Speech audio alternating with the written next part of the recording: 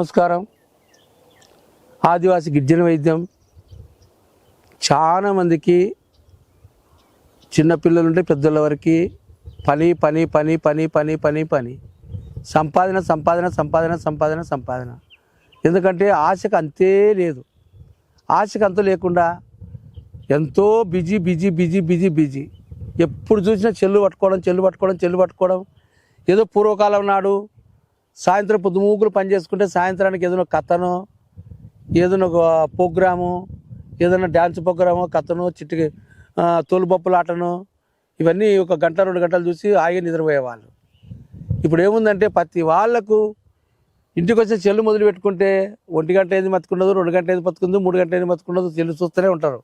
ఆడవాళ్ళ పని ఆడవాళ్ళదే, మొగల పని మొగలదే, పిల్లల పని పిల్లలదే. మనసుకు మనశ్శాంతి లేకుండా దాన్ని గెలికి మైండ్ విశ్రాంతి లేకుండా చిన్న మెదురు పెద్ద మెదురు ఉంటుంది. ఈ చిన్న మెదురు ఆలోచన చేస్తుంటే పెద్ద మెదురు కంప్యూటర్. ఈ మెదురుకు అనేది విశ్రాంతి లేకపోతే నరాలు ఏడెక్కిపోయి రక్తం గడ్డగట్టిపోయి బీపీ రైజ్ అయిపోయి పట్టించుకోకుంటే మాతలు మింగి పచ్చవాతం వస్తుంది. పచ్చవాతం వచ్చినాక కాలు చేయి పడిపోయి కాలు చేతులు పనిచేయక మనిషి ఇబ్బంది అయిపోయి రోడ్డు మీద పడతాడు. పెళ్ళినైనా మర్యాద ఉండదు, పెళ్ళి కాకుండా మర్యాద ఉండదు. ఆడోళ్ళు మగోళ్ళు చేయి కాలు పని చేయకపోతే పని చేసుకోలేడు, కడుపు పుంజుకోలేడు. ఈ కాలం ఎన్ని కోటిస్తున్నాడైనా కానీ, ఎన్ని కోట్లునే కానీ కాలు చేయి బాగుంటేనే ఆ నోట్లోకి బుక్క పోతుంది. ఎక్కడన్నా పోలే కాలు చేతులు పనిచేస్తేనే అన్ని విధాలు మనకి మార్కెట్లో మంచి ఉంటాడు, మాట ఉంటుంది. అందుకోసం ఈ వైద్యం ఎందుకు చెప్తానంటే చాలామంది రకరకాల మందులు పచ్చవాతం రకరకాల మందులు ఇస్తున్నారు, రకరకాల హాస్పిటల్ చూస్తున్నారు, రకరకాల ఇంజక్షన్లు వేస్తున్నారు, రకరకాల పస్తులు కూస్తున్నారు, రకరకాల మసాలు చేస్తున్నారు, రకరకాలుగా ఎన్నో రకాలు చేస్తున్నారు. చేసినప్పుడు 10 నిమిషాలు రిలీఫ్ ఉంటుంది, మళ్ళీ ఎమ్మడొచ్చి కూర్చుంటుంది, మళ్ళీ ఎమ్మడొచ్చి స్టక్ అయిపోతుంది.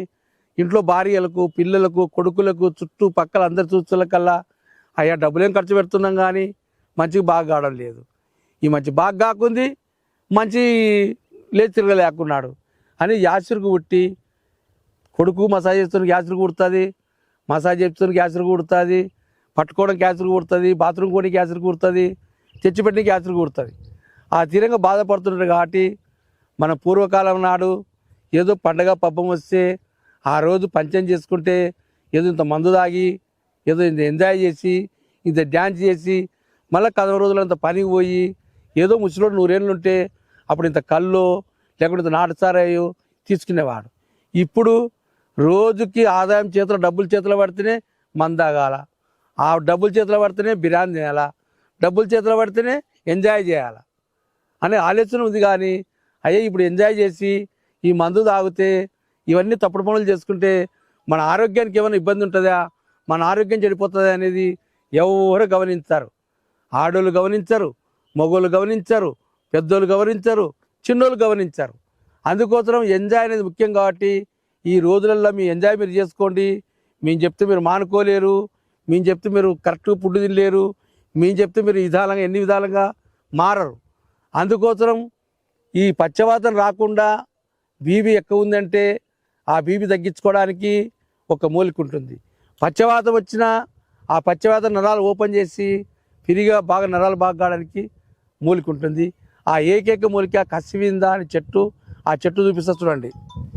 ఇది కసివింద మూలిక అంటారు. దీనికి బుడ్డలు పెసల బుడ్డలు లేకుంటే పెసలు ఉంటాయి చూడు, బుడ్డలు అట్టుంటాయి.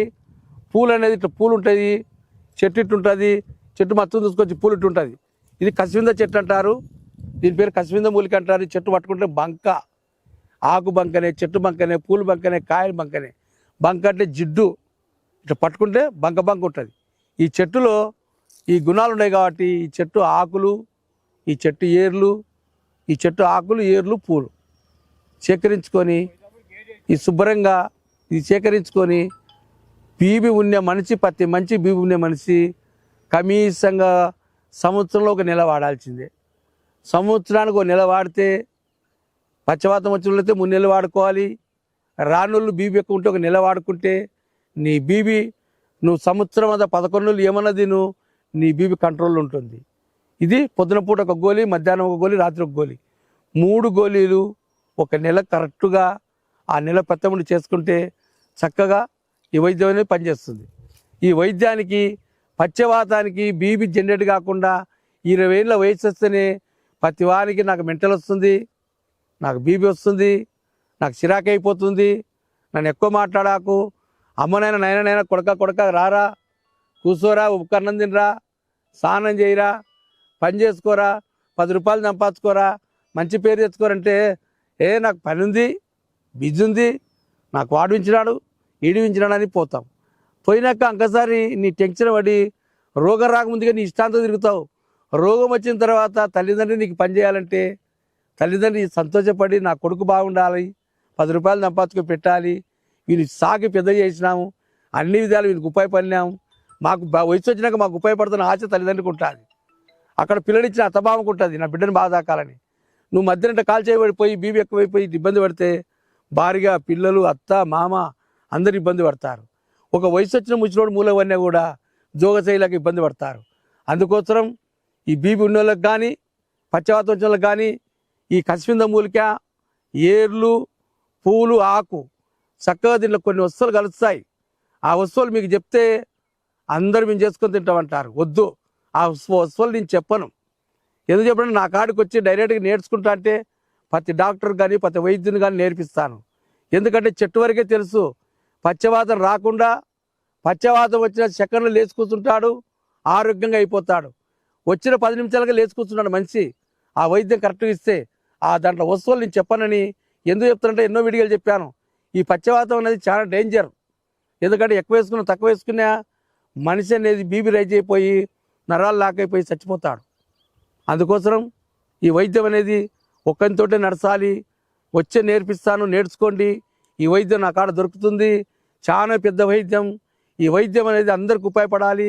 ఆదివాసి గిరిజన వైద్యం పేరు ఉండాలని మరొకసారి చెప్తూ నమస్కారం పెట్టుకుంటూ సెలవు తీసుకుంటాను.